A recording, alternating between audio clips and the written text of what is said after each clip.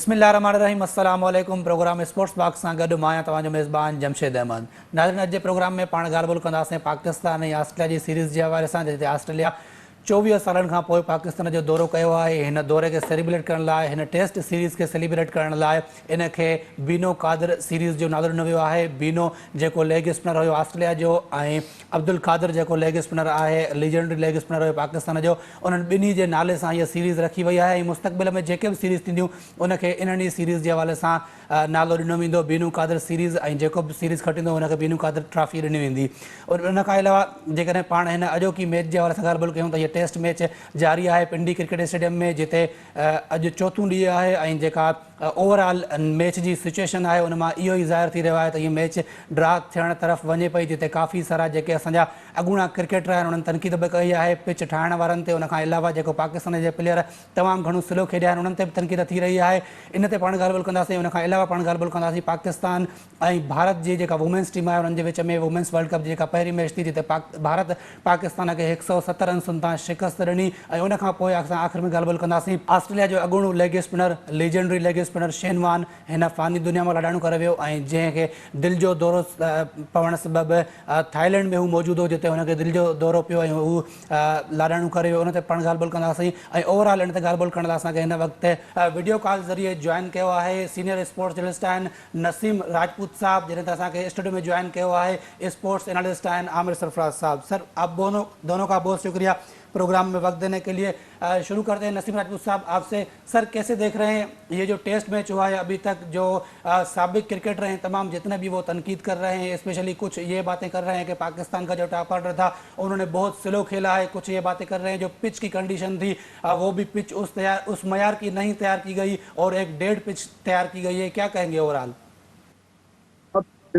बात गलत नहीं कर रहे, जो लोग भी बात कर रहे हैं वो सही बात कर रहे हैं। इसलिए सही बात कर रहे हैं कि हमने 24 साल इंतजार किया ऑस्ट्रेलियन टीम पाकिस्तान के दौरे पर आई। इस दौरान में हमने कई टूर इस 24 साल के अंदर ऑस्ट्रेलिया के किए, जहां पर हमें पहले से पता होता था यहाँ हमारा जीतना मुश्किल ही नहीं तकरीबन नामुमकिन है, क्योंकि उनकी कंडीशन में कभी भी हम उस तरीके से परफॉर्म नहीं कर सके। इस वक्त एक match ICC test cricket championship का हिस्सा है। हमें अपनी कंडीशन के अंदर उनसे जीतने की कोशिश इसलिए करनी थी क्योंकि वो इस वक्त दुनिया की टॉप टीम है, जो इस वक्त पॉइंट टेबल पर भी, जो आईसीसी टेस्ट क्रिकेट चैंपियनशिप का पॉइंट टेबल है उस पर भी टॉप पर दिखाई दे रही है। उस लिहाज से अगर हम अपने मुल्क में उनसे नहीं जीतेंगे तो किस जगह पर हम उनसे जीतेंगे? हमें एटलीस्ट कहीं तो बहादुरी का मुजाहरा करना चाहिए था। हमने पिच ऐसी बना दी, यानी आगे पीछे खाई। अगर हम इस खौफ के साथ मैदान में जाएंगे तो फिर हम किस तरह परफॉर्म करेंगे? आप जरा सोचें कि हम ऑस्ट्रेलिया में जाते हैं तो पहले हमें ऐसा लगता है कि हमने शायद वहां तो जाने के बाद एक रस्मी कार्रवाई है, ऑस्ट्रेलिया हमें बहुत बुरी तरीके से हराएगा और हम आ जाएंगे, और हम इनिंग के मार्जिन से वहां पे टेस्ट मैच हार रहे होते हैं। यहाँ पर हमें अपना होम एडवांटेज हासिल करने की पूरी कोशिश करनी चाहिए थी, जो हमने हासिल नहीं की। हम बुज़दिलों वाली क्रिकेट खेल रहे हैं। जिस दिन पाकिस्तान और ऑस्ट्रेलिया का टेस्ट मैच शुरू हुआ उस दिन मोहाली में इंडिया और श्रीलंका का टेस्ट मैच शुरू हुआ। कल के दिन की अगर मैं बात कर लेता हूं तो कल तक पाकिस्तान के मैच में 3 दिन में 6 विकेट गिरी थी और वहां पर 28 विकेट गिरने के बाद मैच खत्म हो गया था। पहले दिन के खेल में हमारी सिर्फ 1 विकेट गिरती है, हम 245 रन बनाते हैं। इंडिया की 6 विकेट गिर जाती है अगेंस्ट श्रीलंका, उनके 354 रन बोर्ड पे दिखाई दे रहे हैं, वो 110 रन हमसे ज्यादा बना रहे हैं। लेकिन सर कुछ बातें ये भी कर रहे हैं कि वहां पर उनके सामने श्रीलंका की टीम थी और हमारे सामने जो टीम थी वो ऑस्ट्रेलिया थी। अरे यार, हम अगर श्रीलंका की टीम को यहाँ लेकर आ जाते ना तो भी हम इसी अंदाज से खेल रहे होते। वजह क्या है, हमने ऑस्ट्रेलिया को एक हवा बना लिया। अरे भाई, ऑस्ट्रेलिया भी क्रिकेट ही खेलने आए हुए। ऑस्ट्रेलियन टीम जब इंडिया जाती है, अगर 3 टेस्ट मैचों की सीरीज होती है तो फिर 3-0 या तो इंडिया मार रहा होता है या 2-1 मार रहा होता है। आप रिकॉर्ड उठा के देखें, अभी लास्ट तो इंडिया ऑस्ट्रेलिया को ऑस्ट्रेलिया में सीरीज हरा के आ रहे हैं कि जब उनकी 75 पे कुछ टीम आउट हो गई थी। उसके बाद अगले टेस्ट मैच उन्होंने जीते और जीत के आगे, क्योंकि बहादुरी का मुजाहरा किया। सर, रोहित शर्मा बैटिंग के लिए आता है, वो जो है वो 28 रन 27 गेंदों पे बना के जाता है। वो मॉडर्न डे क्रिकेट खेल रहे हैं सर, हम मॉडर्न डे क्रिकेट ही नहीं खेल रहे। हम तो ऐसा लग रहा है कि सेल्फिश क्रिकेट खेल रहे हैं, अपने लिए खेल रहे हैं। क्या अजहर अली को भी अपनी जगह पक्की करने की जरूरत है? और भाई, ये तमाम क्या, मैं टेलीविजन पे मैच देखते देखते सो जाता हूँ। जिस ब्रांड की क्रिकेट खेल रहे हैं हम, कि पता ही नहीं चलता। आप जरा ऑस्ट्रेलिया की बैटिंग देखें, आपको नींद नहीं आएगी। बिल्कुल सर, वो हम उसी पिच मॉडर्न के डे ऊपर क्रिकेट खेल से रहे हैं जिस बहुत पिच पे दूर हैं। हमारे आमिर बैट्समैन सरफराज साहब अपनी भी हमारे साथ कंडीशन में मौजूद हैं, खेले उनसे थे पूछते जमशेद। हैं। सर क्या कहेंगे, क्या ये हारने का खौफ था, इसी वजह से इस तरीके की पिचेस बनाई गई थी, और ताकि हम जो इतनी अच्छी बॉलिंग लाइनअप है ऑस्ट्रेलिया की, उसके सामने हम कहीं ऑल आउट ना हो जाएं? अब जमशेद, मेरा ज़ाती ख्याल यही है कि ये सिर्फ खौफ था, ना सिर्फ मैनेजमेंट के अंदर बल्कि पूरे बोर्ड के अंदर और पाकिस्तान के टीम के प्लेयर्स के अंदर, कि जिस खौफ ने ये डिफेंसिव अप्रोच अडॉप्ट करवाई और अडॉप्ट करवाने के बाद इस वक्त आपके सामने है कि कितनी सेल्फिश अंदाज के अंदर उन्होंने सारी अपनी इनिंग्स खेली हैं, और रन रेट का भी स्ट्राइक रेट का भी उन्होंने कोई ख्याल नहीं रखा। और जिस तरह से अभी नसीम राजपूत साहब ने ये बात कही कि मॉडर्न डे क्रिकेट जो है वो अडॉप्ट करनी पड़ेगी, ये बहुत अहम बात है। अगर ये चीज़ आप, ये स्ट्रेटजी और ये प्लानिंग अडॉप्ट नहीं करेंगे तो मैं नहीं समझता कि आप जो ऑस्ट्रेलिया से टीमें हैं उनको उनके खिलाफ आप मुकाबला करने की पोजीशन में होंगे। और जहां उन्होंने एक बात और मुझे बहुत अच्छी लगी नसीम राजपूत साहब की, कि जो उन्होंने ये कहा कि अगर ऑस्ट्रेलिया तो क्या, बल्कि मैं कहता हूँ कि बांग्लादेश या कोई एसोसिएट मुल्क भी आपके सामने खड़ा होता, तो आप जिस तरह की ये डिफेंसिव अप्रोच लेके बैठे हुए हैं, तो मुझे नहीं लगता कि आपकी स्ट्रैटेजी चेंज होती या आप किसी और प्लान के साथ चल रहे होते। यहाँ मैं ज़ाती तौर पे ये समझता हूँ कि ये जो 460-70 रन के ऊपर जो टीम को फर्स्ट इनिंग के अंदर डिक्लेयर किया है, ये डिसीजन भी जो है उनकी एक जहनी अक्कासी करता है कि वो किस कदर डिफेंसिव हैं और किस कदर वो मेरे नज़दीक ये गलत डिसीजन है, क्योंकि इस विकेट पे तो उनको कम से कम जो है कोई 600-700 रन करके कोशिश ये करनी चाहिए थी कि उनको फॉलो ऑन करा के और आगे चलें, जो कि ये नामुमकिन सी बातें हैं विकेट के सर बिहेवियर जो को आपने देख के। बात की कम से कम पाकिस्तान को 600 रन करने चाहिए, नसीम राजपूत साहब से जानेंगे। सर 476 रन हमने देखे, और उस वक्त जो दो क्रीज पे खड़े हुए थे इफ्तिखार अहमद और मोहम्मद रिजवान, वो दोनों तेज खेल सकते थे, तो उस वक्त उन्होंने तेज जारहाना अंदाज क्यों नहीं अपनाया? हालांकि हमने देखा कि फवाद आलम से पहले उन दोनों को भेज दिया गया क्रीज पे, और शायद यही समझा जा रहा था कि ये दोनों जाकर तेज खेलेंगे। देखिए, आमिर भाई ने बहुत अच्छी बात की, हमें 600 रन करने चाहिए थे, इसलिए देखिए बात सेल्फिश अप्रोच की हो रही है यार। आपकी टीम का माइंडसेट सेल्फिश हो रहा है, हर आदमी अपने लिए खेल रहा है। आपने फवाद आलम को रोक के अगर इफ्तिखार को भेजा था और रिजवान को भेजा था, एटलीस्ट आपके जहन में ये एक्सपेक्टेशन तो थी ना कि ये रना बॉल खेलेंगे। आप जरा रिजवान का स्ट्राइक रेट देखें 45, आपको 45 के स्ट्राइक रेट से खेलने के लिए भेजा था। आप अगर 40 गेंदों पे 40 रन भी नहीं कर सकते उस कंडीशन में, जब आपकी टीम के बोर्ड के ऊपर 420 रन दिखाई दे रहे हैं, मकसद है कि ये तो 420 ही है यार। ये तो कि मैं अपनी विकेट नहीं दूंगा, मैं अपना एवरेज खराब नहीं करूंगा।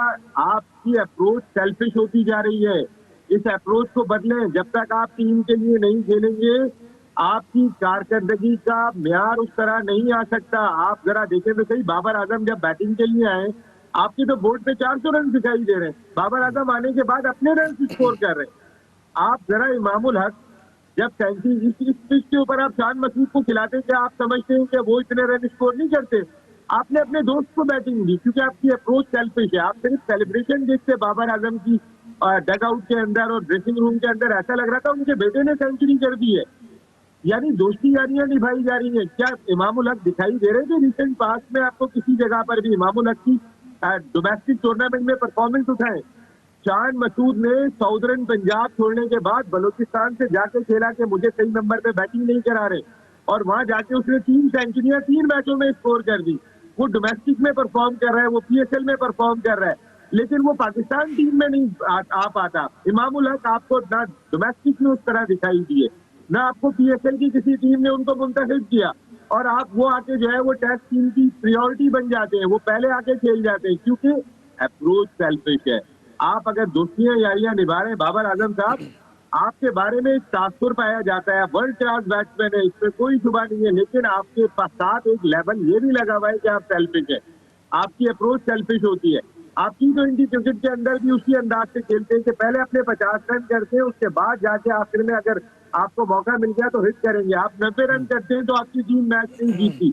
ये कौन सी अप्रोच है? पूरे 20 ओवर खेलने के बाद भी आप टीम को मैच नहीं जिता पाते क्योंकि आपकी अप्रोच में सेल्फिशनेस है। सर यहाँ पे आप अप्रोच की बात कर रहे हैं, तो दोनों टीमों की अगर अप्रोच की हम बात करें तो ऑस्ट्रेलिया ने जिस तरीके से बैटिंग की है उसको आप कैसे देख रहे हैं, और जिस तरीके से पाकिस्तान ने बैटिंग की, और स्पेशली अगर ये बारिश ना होती या जो हम देख रहे हैं कि जो 90 ओवर भी पूरे नहीं हो रहे, 15-15 ओवर शॉर्ट हो रहे हैं, तो शायद ये ओवर भी अगर पूरे हो जाते तो लगता है कि ऑस्ट्रेलिया यहाँ से भी मैच निकाल के ले जाता और यहाँ से भी आपको शिकस्त देने में कामयाब हो जाता।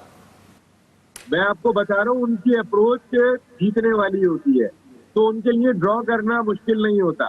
हमारी अप्रोच ड्रॉ करने वाली है, हमें मैच बचाना मुश्किल हो जाएगा। ये सिर्फ अप्रोच का गेम है सर। आप किस माइंडसेट के साथ मैदान में उतरते हैं।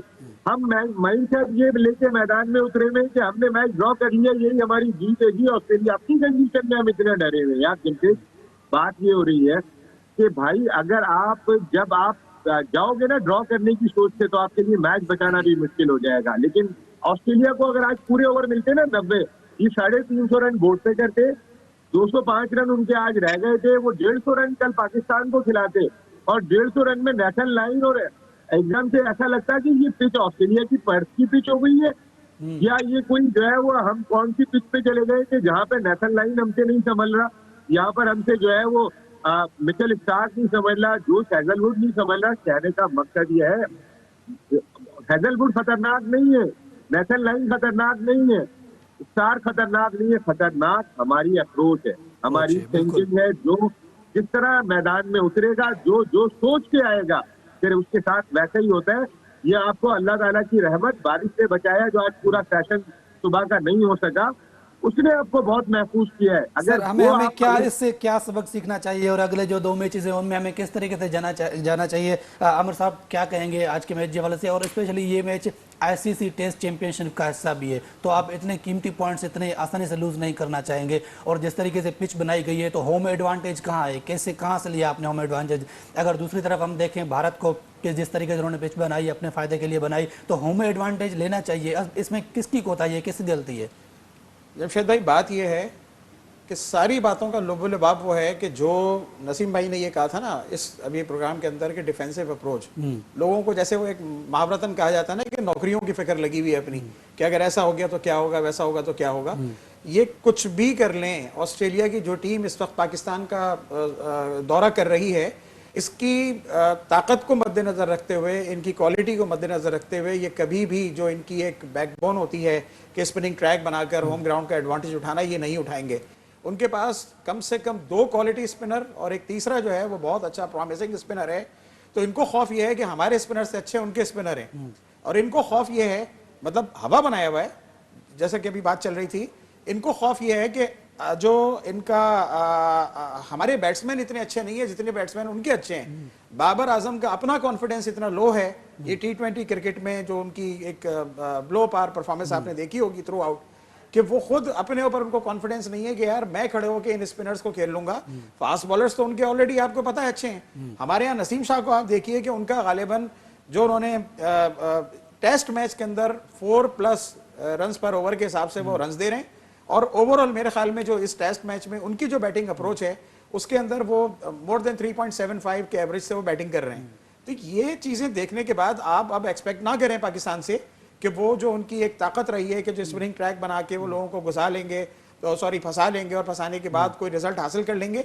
तो कम से कम मुझे इस ऑस्ट्रेलियन टीम की खास तौर पे स्पिनिंग डिपार्टमेंट को सामने रखते हुए, हम तो फास्ट बॉलर की बात ही नहीं कर रहे हैं, वो बेहतर है, तो हमें नजर नहीं आता। दूसरा एक सबसे अहम चीज जो आपने मुझसे सवाल किया कि अगले मैचेस में क्या करना चाहिए, अगले मैचेस से पहले अगर अगली इनिंग में इनको मौका मिल जाए बॉलिंग करने का, तो जो नया बॉल का एडवांटेज है ना, खुदा रहा वो पाकिस्तान के जो फास्ट बॉलर्स हैं उनसे हासिल करो।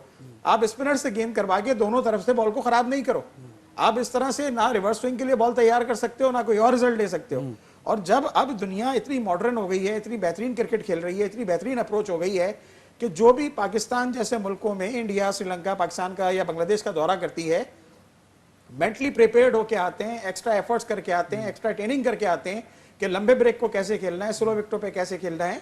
तो अब वो एडवांटेज नहीं रहे हैं। वो बिल्कुल हमने वीडियोस भी देखी थी, जिस तरीके से मार्नस लबुशेन वो वीडियोस अपलोड करते हैं, जिस तरीके से वो प्रैक्टिस करके आए हैं, स्पेशली उनका फर्स्ट टूर है यहाँ पाकिस्तान, और जिस तरीके से इसके लिए वो तैयार होके आए। सर, अगर बॉलिंग की बात करें, नसीम साहब, जिस तरीके से पाकिस्तान ने बॉलिंग की है, तो इसके हवाले से भी क्या कहेंगे? और इसी से जुड़ा एक और सवाल है कि ये जो सीरीज है, इसको बीनू कादर सीरीज का नाम दिया गया है। अब दोनों एक लीजेंडरी जो है लेग स्पिनर हैं, लेकिन इस वक्त दोनों टीमों में कोई भी लेग स्पिनर मौजूद नहीं है। जाहिद महमूद को आपको अगर इसी तरह की पिच बनाई थी तो इसी मैच में खिलाना चाहिए था यार। हमारी बुलफिरी का आलम तो देखें आप, कि हम ऐसे ट्रैक के ऊपर के जहां पर सुबह से शाम तक खड़े रहो, मौज करते रहो, उस पिच पर भी हम 7 बैट्समैनों के साथ जा रहे हैं यार। आप यहाँ पर एटलीस्ट आप अपनी बॉलिंग को तो मजबूत करते, आप जाहिद महमूद को यहाँ खिला सकते थे, आपको इफ्तिखार को डालने की कोई जरूरत नहीं थी। आप यानी इस पिच के ऊपर भी अगर आप इतने खौफजदा हो तो भाई फिर खेलना छोड़ दो। अगर इसी खौफ के साथ खेलना है, देखें इंडिया ने अपना होम एडवांटेज, हथारंगा से बड़ा स्पिनर तो इस वक्त दुनिया में कोई नहीं है, उन्होंने इसके बावजूद स्पिन ट्रैक बनाया क्योंकि उन्हें पता था कि हमारी बैटिंग स्पिनर को अच्छा खेल सकती है और पाकिस्तान की बैटिंग ऑस्ट्रेलिया के मुकाबले में स्पिनर को ज्यादा अच्छा खेल सकती है क्योंकि हम इस कंडीशन के खेलने के आदी हैं। हमें स्पिन ट्रैक बना के जाना चाहिए था। सब कॉन्टिनेंट में जितने ममालिक हैं, बांग्लादेश अपने मुल्क में स्पिन ट्रैक बनाता है और मैच जीतता है, हैरात और हथारंगा के साथ श्रीलंका बनाता है अपने मुल्क में स्पिन ट्रैक और जीतता है, इंडिया अपने मुल्क में स्पिन ट्रैक बनाता है और जीतता है। सामने नहीं देखता कि कौन है, क्योंकि उनका प्लस पॉइंट यही है, उनका जो ताकतवर पॉइंट यही है कि हाँ यार हमारी कंडीशन, हमारी पिचेस और हम इन पिचेस पे ज्यादा बेहतर खेलने के आदी हैं। जाहिद महमूद क्यों नहीं बनता था? इस पिच पे भी नहीं खिलाया तो आगे क्या खिलाओगे यार। और मैं आपको एक बात बताऊं, first impact is the last impact. हमने पहला इम्पैक्ट जो रावलपिंडी, जो हमारी जो सबसे ज्यादा स्पोर्टिंग ट्रैक है, अगर हमारे पूरे मुल्क की पिचेस की बात करते हैं ना, रावलपिंडी से बेहतर स्पोर्टिंग ट्रैक पूरे मुल्क में कहीं भी नहीं है। हमने वो अपॉर्चुनिटी जाया कर दी यार, उसको हमने डेड विकेट बना दिया। नंबर 2, अगर हम स्पिन ट्रैक के साथ क्यों नहीं जा रहे भाई? ऑस्ट्रेलियन फंसेंगे स्पिनर्स पर, या आप वो फास्ट बॉलर्स को आप लेकर आ जाओ, उसकी तबीयत ही साफ करनी है उन्होंने, आप ले, क्योंकि वो आदी है इन चीजों को खेलने के। ये तो आपकी पिचेस का थोड़ा सा अनइवन बाउंस होता है, अगर इक्वल बाउंस हो जैसा ऑस्ट्रेलिया में होता है या और ममालिक में होता है, वो तो फिर आपने उनकी बैटिंग भी देखी है किस अंदाज की होती है। आपने अगर अपना होम एडवांटेज, आपने पहले तो अपना मौका जाया कर दिया। जो ऑस्ट्रेलिया प्रेशर में था, आपने प्रेशर ही निकाल दिया कि यार ये तो चूहे बुजदिल है यार, ये तो इनके तो अंदर हौसला ही नहीं है, ये क्या मुकाबला करेंगे। तो आपने पहला इम्पैक्ट ही गलत डाल दिया कि हम डिफेंसिव अप्रोच के साथ मैदान में उतरे। अगर हम नसीम राजपूत पहला साहब, मैच मोहम्मद हफीज के ट्वीट्स के हवाले से अगर बात की जाए, वो अपने बयानात की वजह से जाने जाते हैं। माजी में भी वो देते रहे जब वो पाकिस्तान टीम के लिए खेलते थे, या अब वो रिटायर हो गए हैं, अब तो वो बाकायदा तौर पर खुलकर बोल रहे हैं। स्पेशली उन्होंने पिच के हवाले से भी बोला है और रमीज राजा के हवाले से भी वो बोल रहे हैं कि रमीज राजा सिर्फ अभी तक बातें ही कर रहे हैं। देखिए यार, हमारे मुल्क में ना सॉरी टू से, जब भी कोई अपनी जगह से हट जाता है उसके बाद ही उसके स्टेटमेंट सामने आ रहे होते हैं। अबे भाई हफीज भाई, मैं बड़ा उनका दोस्त है मेरे, बड़ा मैं उनका एक मद्दा हूँ, इसमें कोई शुबा नहीं है। लेकिन भाई जब आप खेल रहे थे उस वक्त क्यों नहीं दिया था ये स्टेटमेंट? क्योंकि आपको समझ में आ रही थी ना कि उसके बाद फिर क्या प्रॉब्लम हो सकती है। देखिए यार, बाहर निकलने के बाद तो हर कोई जो है वो स्टेटमेंट देता है कि रमीज राजा साहब की पॉलिसियां समझ में नहीं आ रही है। जिस वक्त ये हफीज खेल रहे थे, वर्ल्ड कप खेलने गए थे, वर्ल्ड T20 खेलने गए थे, उस वक्त रमीज राजा साहब की पॉलिसियां उनको समझ में नहीं आई थी।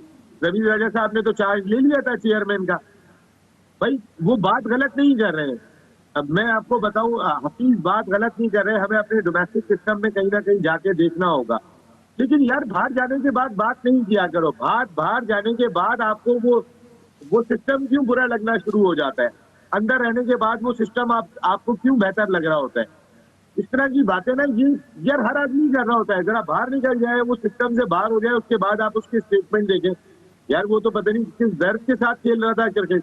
भाई रमीज हफीज साहब, आपको एक ऑनर के साथ आप ही का डिसीजन था, आप ही ने अपनी रिटायरमेंट ली, आपने ये फैसला किया कि मैं अब मजीद नहीं खेलना चाहता हूँ।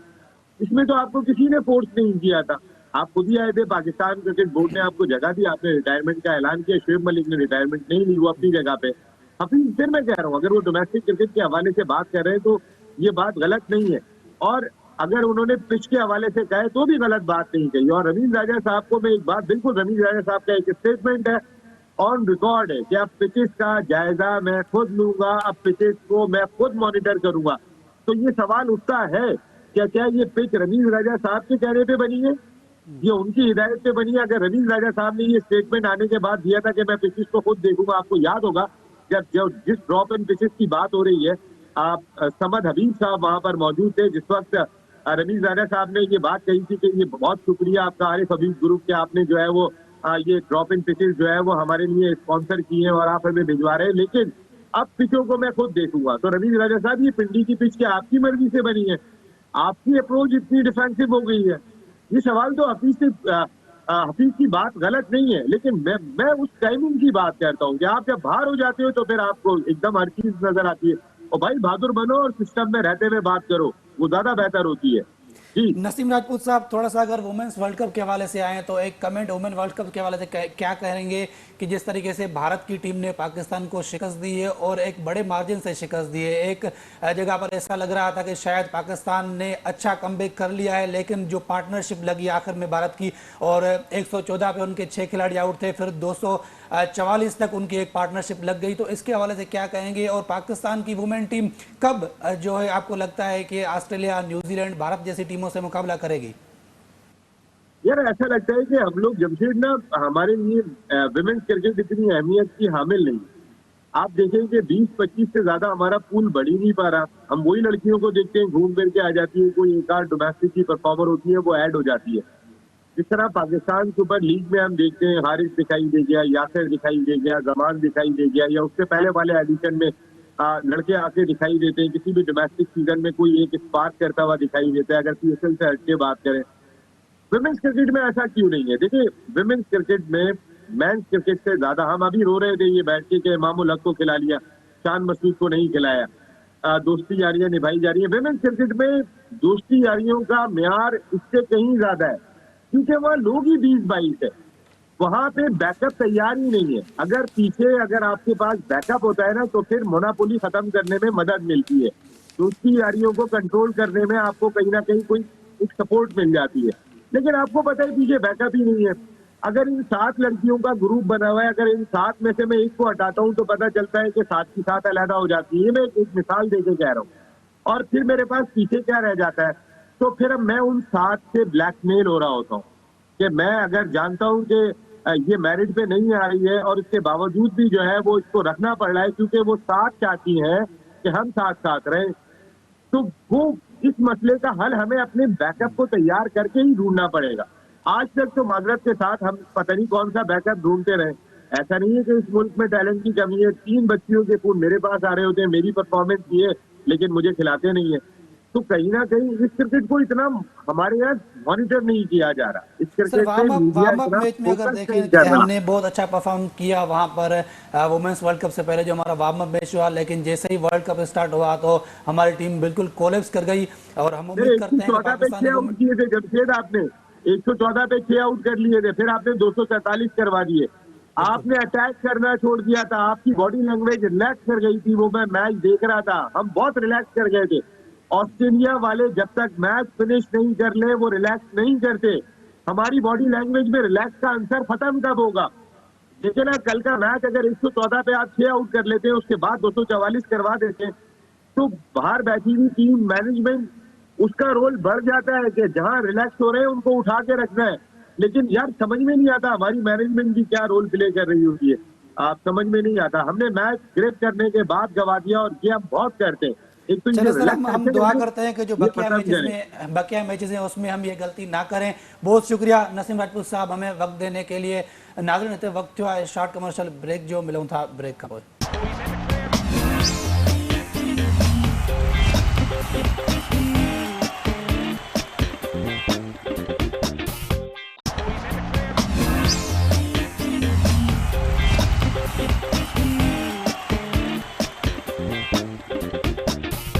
वेलकम बैक नाज़रीन। प्रोग्राम जे सिलसिले खे अॻिते वधायूं था। ॻाल्हि ॿोल हली रही पाकिस्तान ऐं ऑस्ट्रेलिया जे विच में टेस्ट सीरीज़ के हवाले से हुन ते ॻाल्हि ॿोल करण लाइ आमिर सरफराज साहब असां सां गॾु मौजूद है। आमिर साहब, क्या कहेंगे इस टेस्ट मैच के हवाले से? आखिरी कमेंट करें फिर हम आगे चलते हैं।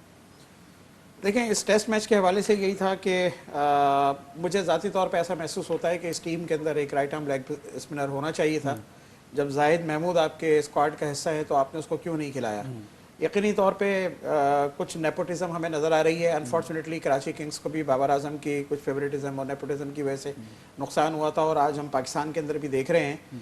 मतलब मुझे समझ नहीं आती कि कौन सा पाकिस्तान का थिंक टैंक है जो इफ्तिखार जैसे एक एग्रेसिव नेचर के प्लेयर को टेस्ट मैच खिला रहा है, और हमें उसकी कहाँ ज़रूरत थी? मेरा यही सवाल था कि क्या वो इस 11 में फिट है या फिर मिसफिट है? देखिए, मैं आपसे ये तकरीबन वही सवाल हो गया जो आप करने जा रहे हैं, किया है आपने, कि इफ्तिखार का जो नेचर ऑफ प्लेइंग क्रिकेट है, क्या आप ये समझते हैं? मैं ज़ाती तौर पर नहीं समझता कि वो टेस्ट क्रिकेट के हवाले से सूट करता है। अगर आपने उसको ट्राई आउट करना था तो T20 में करें या जो वनडे इंटरनेशनल है उसमें करें, लेकिन वहाँ भी ट्राई आउट करने से पहले उसकी जो जो एग्जिस्टिंग परफॉर्मेंस चल रही है उसके ऊपर भी नजर रखें। कुछ जो लोग दीगर खिलाड़ी हैं, कुछ लोग सर ये बातें कर रहे थे कि उसको एज अ 5वां बॉलर भी हमने कंसीडर किया, लेकिन उसने ओवर सिर्फ 3 किए, 3 ओवर किए हैं और 3 ओवर में गालिबन 20 रन दिए दिए। हैं। तो ये जो मतलब हम थोड़े थोड़े के चक्कर में ना खत्म ना कर दें क्रिकेट को। सर बीनू कादर सीरीज ये कितना खुशाइंद है कि 2 लेग स्पिनर्स को ट्रिब्यूट पेश करने के लिए किया गया है और मुस्तकबिल में जितनी भी सीरीज होंगी इसी नाम से की जाएंगी। और ओवरऑल क्या कहेंगे बीनू कादर के हवाले से? रिची बेनो और अब्दुल कादिर दोनों दुनियाई क्रिकेट के मायनाज लेग स्पिनर रहे हैं, और मैं समझता हूं कि अगर हम लेग स्पिनर्स की बात करें तो दोनों के नाम जो हैं शायद शेन वॉर्न के बाद सबसे बड़े नाम हैं। और ये भी हो सकता है कि शेन वॉर्न ने इन जैसे बॉलर्स को देखकर ही अपने आप को अपना पॉलिश किया। वो और बहुत सारे स्टोरीज हैं कि शेन वॉर्न आए थे यहाँ से अब्दुल कादिर के टिप्स लेने। देखिए, यकीनी तौर पे जो अब्दुल कादिर की जो क्लास रही है वो कि उन्होंने बहुत ज़्यादा विकेटें हासिल नहीं की, लेकिन एक लेजेंडरी स्पिनर थे। जहाँ तक यकीनी तौर पे वो उनको अपने उस्तादों का दर्जा देते हैं, इसमें कोई शक नहीं। और इसी तरह जब शेन वॉर्न ने परफॉर्म किया तो फिर जो दीगर लेग स्पिनर्स हैं उन्होंने उनको अपना रोल मॉडल बनाया। रिची बीनो जो है, टू बी वेरी ऑनेस्ट, वो मेरी पैदाइश से पहले के उनका डेब्यू था, जो लाइक उन्होंने 1952 में डेब्यू किया और 1964 में उनका कैरियर ख़त्म हुआ। तो मैं बहुत ज़्यादा उनको फॉलो नहीं कर सका हूँ, या उनकी परफॉर्मेंसेस के हवाले से या उनकी क्लास के हवाले से मैं बात नहीं कर सकता। लेकिन ये ज़रूर है कि अगर ऑस्ट्रेलिया जैसी टीम में कोई लेग स्पिनर कोई 63 मैचेस खेल जाए तो इसका मतलब यह है कि उन विकेटों के ऊपर 63 मैचेस किसी राइट आर्म लेग ब्रेक को देना जिसमें उसने 248 विकेटें हासिल की हों, वो एक अच्छे और क्लास के प्लेयर के होने की निशानी है, इसमें कोई शक नहीं है। सर शेन वॉर्न के हवाले से क्या कहेंगे? Shane Warne legendary leg spinner, वो अचानक चल बसे। शेन वॉर्न यकीनी तौर पे मैं समझता हूँ कि उनको शायद अगर मुझे याद सही तरह से आ रहा है तो वो प्लेयर ऑफ द सेंचुरी भी शायद रहे हैं, बॉल ऑफ द सेंचुरी कराया था, और बॉल ऑफ द सेंचुरी भी उन्होंने कराई है। Wisden cricketer of the year कहलाए थे वो। ईयर तो खैर कई दफ़ा मतलब बहुत सारे लोगों को मिल जाता है, लेकिन स्पोर्ट्समैन ऑफ द सेंचुरी शायद जो है, अगर मैं गलत नहीं हूँ, बॉल ऑफ द सेंचुरी तो उन्होंने माइक गैटिंग को जो गेंद कराई थी उस पर उनको मिला था। और तो वो यकीनी तौर पे जो है एक बहुत बड़े स्पिनर गुजरे हैं। और जहाँ तक मुझे याद आ रहा है कि 1991 में शायद उनका फर्स्ट क्लास डेब्यू हुआ था, और उसके साथ साथ उनको जो टेस्ट मैच का पहला टेस्ट मैच खेलने का मौका मिला था इंडिया के खिलाफ, वो 1991 जनवरी में मिला था। लेकिन उसके बाद उनको कुछ थोड़ा सा गैप आया, और गैप आने के बाद उसी साल 1992 दिसंबर में उनको दोबारा वेस्ट इंडीज़ के खिलाफ खेलने का मौका मिला, जिसमें उन्होंने 8 विकेटें हासिल की, और 8 विकेटें हासिल करने के बाद वो फिर उनका कामयाबी का जो सफ़र है वो चलना शुरू हो गया, और आज आपके सामने है कि वो मोर देन 700 विकेट या। और वो जो एक हम एग्रेशन देखते थे, जो स्पेशली हम फास्ट बॉलर्स में देखते थे, लेकिन एक स्पिनर होते हुए एक जो नया रूप दिया है बॉलिंग की, और बॉलिंग में एग्रेशन जो थी उनके, वो भी हमें देखने को मिली है कई बार। इसमें कोई शक नहीं। मैं ये समझता हूँ कि अगर आप जैसे अभी एक बात चल रही थी कि उन्होंने ball of the century Mike Gatting को कराई, मैं समझता हूँ कि 2nd, 3rd, 4th, 5th, 7th, 8th, 9th, 10th बॉलें भी जो सेंचुरी की होंगी best right arm leg break किसी खास तौर पे, या किसी भी बॉलर की, वो सारी की सारी शेन वॉर्न की होंगी, जिसके अंदर आप बासित अली का आउट देख लीजिए, और दीगर सईद अनवर का बॉल देख लीजिए जो हमारी टीम के प्लेयर्स हैं। और इस तरह बहुत बहुत क्लास की उन्होंने बॉलिंग की है, जो नाकाबिले बयान हैं, और एक ड्रीम जिसे कहना चाहिए कि जैसे आदमी ख्वाब में देखता है। और मेरे ख्याल में उनसे ज़्यादा अच्छा जो रफ़ पैच है वो किसी ने इस्तेमाल नहीं किया, किसी स्पिनर ने आज तक, जितनी खूबसूरती के साथ और जितनी उन्होंने महारत के साथ रफ़ पैचेस को इस्तेमाल किया टेस्ट मैच क्रिकेट के अंदर, वो नाकाबिले बयान है। गो के मुरलीधरन, जिन्होंने मेरे ख्याल में 800 से ज़्यादा विकेटें हासिल की हैं टेस्ट क्रिकेट के अंदर, वो भी दुनिया के एक बहुत बड़े स्पिनर हैं। लेकिन ज़ाती मेरा ख्याल ये है कि थोड़ा सा उनका जो स्टाइल था वो कंट्रोवर्शियल था, और ख़ास तौर पे जब वो दूसरा बॉल करने आते थे तो वो मेरे ख्याल में आज अगर वो गेंद कर रहे होते तो शायद उनको कई उनके ऊपर बहुत बड़े क्वेश्चन मार्क लग जाते।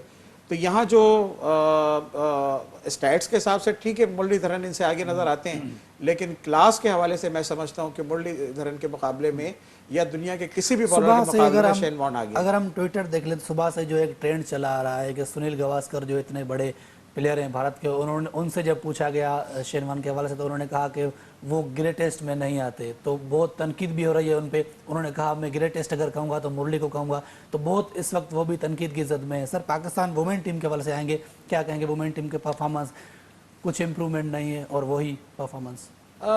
देखिए, यकीनी तौर पे वुमेन टीम के हवाले से जो सबसे बड़ा मसला था, या अभी एक रिसेंटली मैच के अंदर जो हमने देखा कि 140-44 रन पे 6 शायद खिलाड़ी आउट कर दिए थे। 114 रन पे 114 रन पे कुछ 6 खिलाड़ी आउट कर दिए थे। और उसके बाद जो हमारे टीम के कप्तान है पाकिस्तान की, उन्होंने बजाय है कि मज़ीद अटैक किया जाता और फील्ड को थोड़ा सा क्लोज लाके और प्रेशर बिल्डअप किया जाता, वो फील्ड को स्प्रेड कर दिया और मज़ीद रन बनवा दिए और टीम वो 114 से 244 तक की पार्टनरशिप लग गई। तो ये थोड़ा सा जो है मैं समझता हूँ कि कोताही वहाँ हुई। ओवरऑल अगर आप बात करें तो डेफिनेटली जिस तरह अभी नसीम राजपूत साहब ने भी कहा कि हमारे यहाँ अभी जो स्पोर्ट्स की एक्टिविटीज़ के अंदर ख़वातीन या लड़कियों का जो रोल है वो बड़ा महदूद है। लेकिन रमीज़ राजा साहब ने कह दिया है कि हम वुमेन PSL कराने जा रहे हैं इंशाल्लाह नेक्स्ट ईयर से। देखिए, तो उससे कुछ फ़र्क पड़ेगा ज़रूर। यकीनी तौर पे फ़र्क पड़ना चाहिए, क्योंकि जब आप इस तरह का ऐलान करते हैं तो बहुत सी दीगर लड़कियां जो हैं, लेकिन फिर वहाँ पे मोहम्मद हफीज़ की भी याद आ जाती है कि सिर्फ बयानात की हद तक ही है रमीज़ राजा साहब। इससे आप कितना एग्री हैं? मैं बहुत ज़्यादा इस बात से एग्री करूँगा कि जो मोहम्मद हफीज़ ने कहा है कि हमारे यहाँ बदकिस्मती ये है कि हम या तो बयानात तक महदूद रहते हैं या हमारी जो अप्रोच है वो प्रोएक्टिव होती है। अगर हमारे यहाँ, हालांकि ये इतने बड़े क्रिकेटर भी रहे हैं और इतनी ज़्यादा क्रिकेट को फॉलो भी किया है, रमीज़ राजा के हवाले से मैं बात कर रहा हूँ, या जो लोग भी इस वक्त बोर्ड में एसोसिएटेड हैं, इनकी अप्रोच रिएक्टिव होनी चाहिए, सॉरी माफ़ कीजिएगा, प्रोएक्टिव होनी चाहिए। और प्रोएक्टिव अप्रोच के अंदर ये होता है कि आप प्लान करके चॉक डाउन करके चल रहे होते हैं और आगे अपने लिए कोई एक लाहे अमल बना के चल रहे होते हैं और उसको फिजिकली इम्प्लीमेंट करते हैं। सिर्फ फायर फाइटिंग नहीं करते कि जी ये हो गया तो ऐसा कर लेते हैं, वो हो गया तो वैसा कर लेते हैं। उन्होंने कुछ बातें भी गिनवाई हैं, जैसे ड्रॉप इन पिचेस वगैरह थी, या वो भी उन्होंने ये कहा है कि वो भी जब आएंगी कि वो PCB की प्रॉपर्टीज़ नहीं होंगी, वो भी आपके या नेशनल स्टेडियम या कजाफी में नहीं लगेंगी, वहाँ से दूर जाकर, जैसे नया नाज़माबाद है वहाँ पर जाकर लगेंगी। कि तो क्या जो हमारे प्रोफेशनल क्रिकेटर हैं PCB के, क्या वो जाकर किसी क्लब की तरफ से खेलेंगे और वहाँ पर जाकर प्रैक्टिस करेंगे? तो ये सिर्फ महज बातें हैं, और जो ब्लैंक चेक था और इस तरीके की जो भी चीज़ें थी वो सिर्फ बातों की हद तक हैं। देखिए, आवाम को खुश करने के लिए। आपको याद होगा कि जिस वक्त ड्रॉप इन पिचेस का मामला उठा और आप ही के प्रोग्राम में आपके साथ में बैठा हुआ था, जब मुझसे गुफ्तगू हुई तो मैंने ये कहा था कि ये पाकिस्तान के लिए नहीं आ रही हैं, ये एक प्राइवेट एंटिटी के लिए आ रही हैं। वो अपनी वहाँ एकेडमी, अपने वहाँ पे मामलात को चलाना है, उन्होंने अपने प्रोजेक्ट्स को प्रमोट करना है, उन्होंने एक अच्छे बिजनेसमैन होने का सबूत दिया और इसको मार्केट किया बड़ी कामयाबी के साथ, और अपने ही ग्राउंड के अंदर ये ड्रॉप इन पिच लगा रहे, और डेफिनेटली शायद उनको कुछ प्रिविलेज मिले ड्यूटीज़ की सूरत में जो कट हो। सर, टाइम खत्म होने वाला है, आखिर में क्या कहेंगे? एक तस्वीर जो हमने देखा कि बहुत वायरल हुई है, पाकिस्तान वुमेन टीम की कप्तान थी, उसकी एक बेटी, जिसके साथ तमाम इंडिया की जो वुमेन टीम्स की जो जितने भी खवातीन थी वो सब आई, और वीडियो तस्वीर वगैरह बहुत वायरल हुई है। तो इस तरीके के गेस्चर देने चाहिए। सचिन तेंदुलकर ने भी वो ट्वीट किया है, वहाँ पर उन्होंने तस्वीर शेयर की है।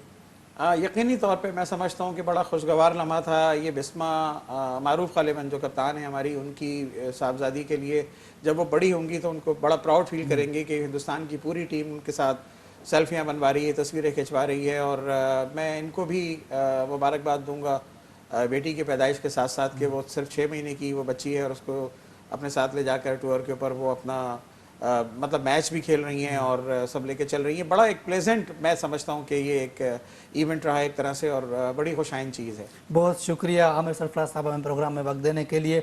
नाज़रीन, असांजे प्रोग्राम स्पोर्ट्स बॉक्स जो वक्त ते पंहिंजी पुॼण ते पहुचे थो। ईंदड़ प्रोग्राम ताईं ॾींदा इजाज़त। अल्लाह हाफ़िज़।